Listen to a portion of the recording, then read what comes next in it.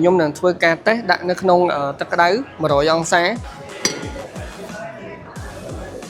ទឹកក្តៅ100អង្សាចាំមើលខ្ញុំគប់ឥឡូវយើងគប់នៅលើអេក្រង់របស់វាសួស្តីបងប្អូនទាំងអស់គ្នាថ្ងៃនេះខ្ញុំមកចូលរួមជាមួយនឹងកម្មវិធីសម្ពោធ Redmi Note 15 Series ដែលវាមាន4 model ហើយរៀងគឺស្តៀងគ្នាមាន Redmi Note 15 Pro Plus 5G Redmi Note 15 Pro 5G Redmi Note 15 Pro 4G ហើយជាមួយនឹង Redmi Note 15អញ្ចឹងទាំងអស់4 model ហើយខ្ញុំចង់បង្ហាញបងប្អូនទាំងអស់គ្នាជាមួយនឹងស៊េរីខ្ពស់របស់គេនេះអានេះគឺ Redmi Note 15 Pro Plus ដែលក្នុងខាងក្រោយរបស់វាគឺជាប្រភេទ Eco Leather អានេះគឺស្អាតជាងគេដែលតាក់ចិត្តខ្ញុំជាងគេហើយទៅលើផ្នែកអេក្រង់របស់វាអានេះមិនមែនរៀបស្មើវារៀងកោងបន្តិចកោង 2.5D អេក្រង់វា 6.83 inch AMOLED 1.5K 120Hz ហើយចំណុចពិសេសរបស់ Redmi Note 15 Pro Plus ហ្នឹងគឺវាមានប្រព័ន្ធការពារ IP66 IP68 IP69 IP69K ដែលវាអាចទ្រាំទ្រនឹងការធ្លាក់នៅក្នុងកម្ពស់ 2 ម៉ែត្រកន្លះស៊ូនឹងសម្ពាធទឹកខ្លាំងក៏ដូចជាអាចការពារពីទឹកដែលមានសីតុណ្ហភាព80អង្សាមួយទៀតហ្នឹងគឺទៅលើទំហំថ្មរបស់វាអានេះ 6500 mAh ល្បឿនសាក100 W ហើយចំពោះផ្នែកកម្លាំងម៉ាស៊ីនអានេះ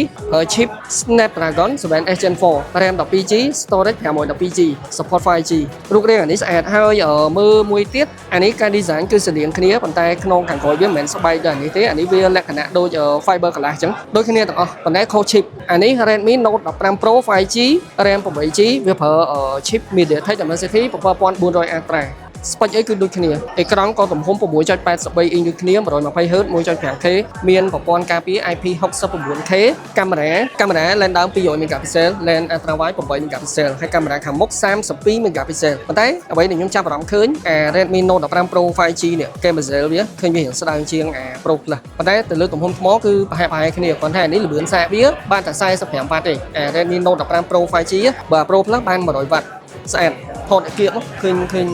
ការ design របស់វាម្យ៉ាងម្នាក់អញ្ចឹងសម្រាប់តម្លៃ Redmi Note 15 Pro 5G តម្លៃ$309 RAM 8GB storage 256ចំណែក Redmi Note 15 Pro Plus តម្លៃ$439 RAM 12GB storage 512GB អូខេមិញខ្ញុំបង្ហាញពី model គឺ Redmi Note 15 Pro 5G ហើយនិង Redmi Note 15 Pro Plus ឥឡូវយើងមកមើល model 4G របស់គេអានេះ Redmi Note 15អានេះ Redmi Note 15 Pro ពីរនេះតម្លៃវារៀងធូរថ្លៃជាងអញ្ចឹងសម្រាប់បងប្អូនដែលគាត់ចង់បានតម្លៃរៀងធូរអាចមើលពី model នេះទៅលើ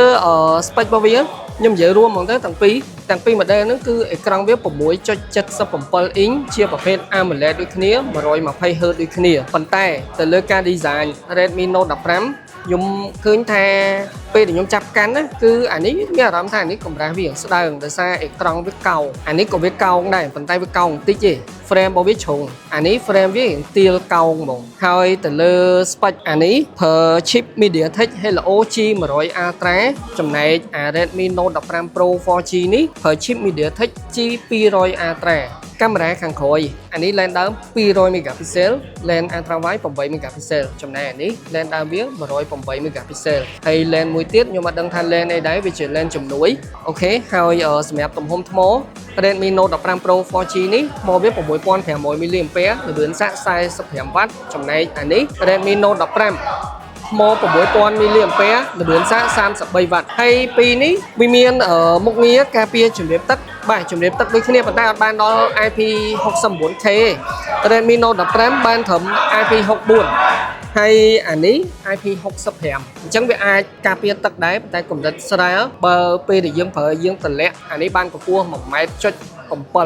តាមការផ្សាយរបស់ក្រុមហ៊ុនបាទទាំង4 model ហ្នឹងការ design គឺស្តៀងគ្នាទាំងអស់គ្រាន់តែថាអាប្អូនពៅគេនេះវាចេញមកវាកោងហ្មងបើ3 model ទៀតវារៀងជ្រុងប៉ុន្តែអេក្រង់វាក៏វារៀងកោងដែរវាកោងបែប 2.5D អញ្ចឹងសម្រាប់ Redmi Note 15មាន2ជម្រើសតម្លៃ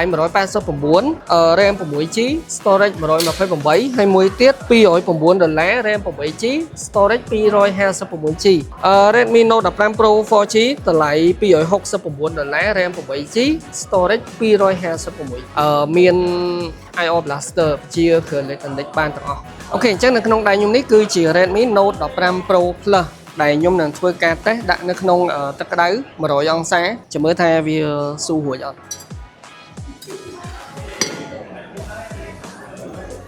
ទឹកក្តៅ100អង្សា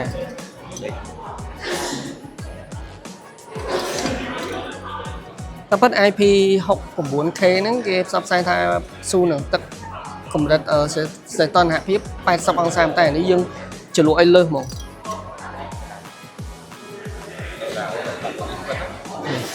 ខ្ញុំជ្រលក់ទឹកត្រជាក់សិនស្រួលយើងលើកមកចុច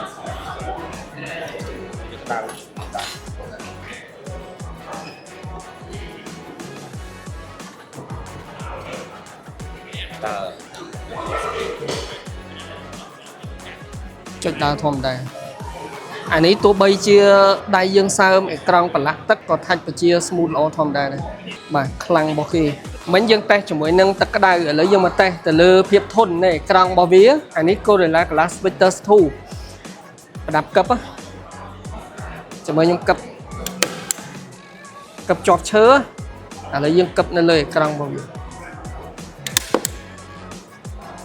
អត់អីទេណា